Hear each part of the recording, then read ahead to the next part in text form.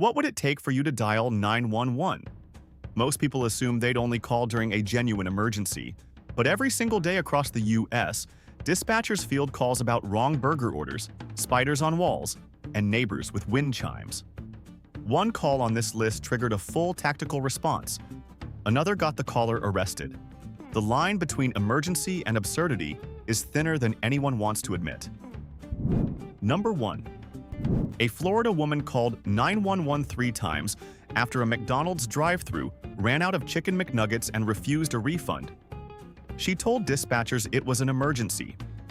Officers cited her for misuse of emergency services. Florida 911 misuse carries a second-degree misdemeanor, the same legal classification as petty theft and simple assault.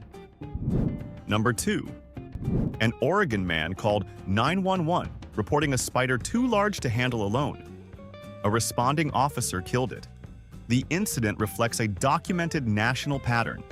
911 centers log thousands of animal-related non-emergency calls annually, consuming dispatcher time equal to roughly 200 genuine emergency responses per major city each year. Number 3. An Ohio woman called 911 demanding police remove her neighbor's wind chimes, which she classified as a noise emergency. Officers found no ordinance violated and documented her for misuse. Noise-related non-emergency 911 calls increased 34% nationally between 2015 and 2020, straining urban dispatch centers already operating above recommended call volume capacity. Number 4. A Texas man called 911 to report his neighbor owned too many cats, which he found offensive. Dispatchers explained no law was broken. He called back 4 times within 1 hour. 911 centers report that chronic repeat callers consume a disproportionate share of non-emergency dispatch resources intended for genuine crises. Number 5. A Pennsylvania man called 911 after his lottery numbers were announced incorrectly on television. He demanded police investigate the broadcast for fraud. Dispatchers logged it as misuse. Lottery-related 911 calls spike measurably every time a major jackpot exceeds $500 million, creating predictable and documented strain on dispatch centers across 17 states. Number 6. A Georgia woman called 911 because she had run out of cigarettes. When dispatchers declined, she argued withdrawal symptoms constituted a medical crisis. Officers found no need and cited her for misuse. The call was later used in a Georgia dispatcher training module as a case study in caller escalation patterns. Number 7.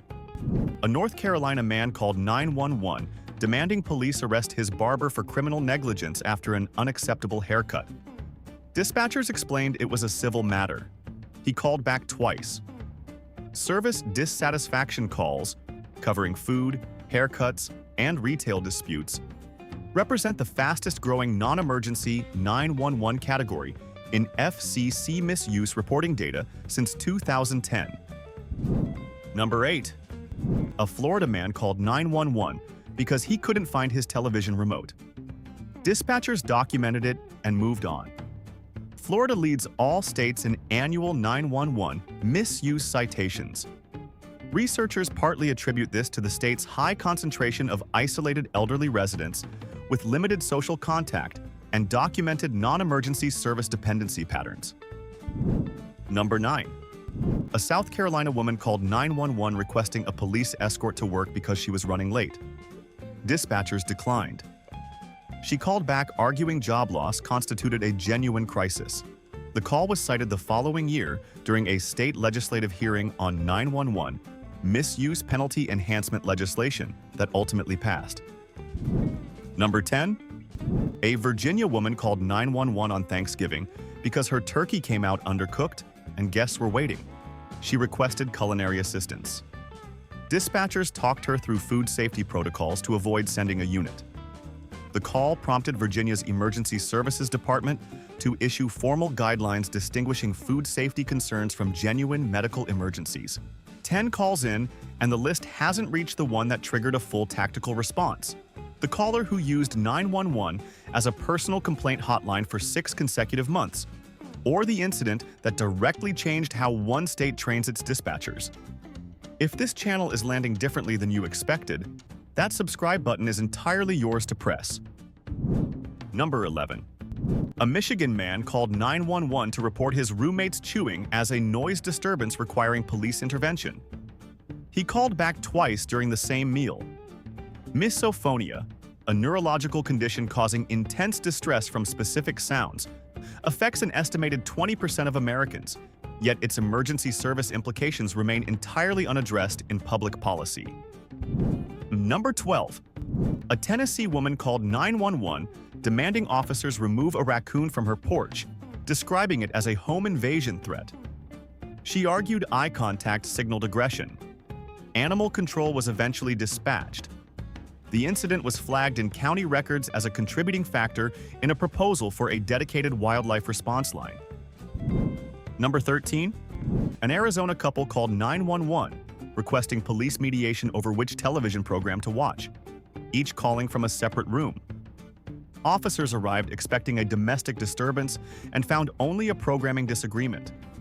The officers' report, later leaked to a local news station, described it as Maricopa County's most expensive channel-changing decision. Number 14. A Missouri woman called 911, reporting a clown statue in her neighbor's yard as a public threat. Officers confirmed it was a lawn ornament. She called back 3 consecutive nights claiming it had moved. The calls coincided with a documented national spike in clown-related 911 reports overwhelming dispatch centers across 14 states. Number 15. A Nevada man called 911, demanding officers arrest the son for blocking his television view. Dispatchers flagged it for welfare follow-up. Officers found no medical emergency. The pattern it reflects is significant. 911 centers are increasingly the first contact point for undiagnosed mental health crises in communities lacking outpatient psychiatric resources. Number 16. A Kentucky woman called 911 reporting a ghost presence and requesting officers perform an exorcism. Dispatchers sent a welfare check. Officers found nothing and closed the call. Paranormal-related 911 calls spike measurably every October nationwide, a documented seasonal strain that several states now formally account for in annual dispatch resource allocation planning. Number 17. A Colorado man called 911 demanding police remove his neighbor's Christmas lights, describing the display as a quality-of-life emergency. He called back 4 consecutive nights. His calls were cited in a subsequent city council meeting proposing a formal ordinance establishing maximum residential holiday lighting output standards measured in lumens per square foot. Number 18. A Wisconsin man called 911 to report a disturbing dream and requested officers investigate its meaning. He called back twice with additional details. Sleep disorder prevalence in the U.S. has risen sharply enough that sleep-related behavioral incidents now appear in annual emergency services training literature as a formally recognized non-emergency call category. Number 19. A Maryland woman called 911, reporting a squirrel staring at her from a fence post for 20 minutes. Behavior she classified as threatening surveillance requiring police assessment. Officers found a squirrel on a fence. The call triggered a formal welfare referral. The third one generated by the same caller within 60 days, 19 calls in. And the final one is the only incident on this list that triggered a full tactical response, a multi-unit deployment, and a formal after-action review. The reason it escalated says more about the system than the caller. If 19 earned your attention, the last one earns the like. One call left, and it lands differently than everything before it.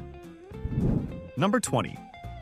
A California man called 911, reporting a children's lemonade stand as an illegal commercial enterprise. Dispatchers sent a unit after he refused to stand down. Officers found 3 children selling lemonade. The caller appealed the sergeant's decision to the city council. California subsequently fast-tracked legislation protecting children's roadside vending from municipal licensing requirements. At the start of this list, the question was simple. What would it actually take for you to dial 911? 20 calls later, the more uncomfortable question is this. Every one of these dispatchers stayed professional, stayed patient, and stayed on the line. While somewhere else in the same city, a genuine emergency was waiting to get through. The system didn't fail because of the callers. It bent because nobody designed it to say no.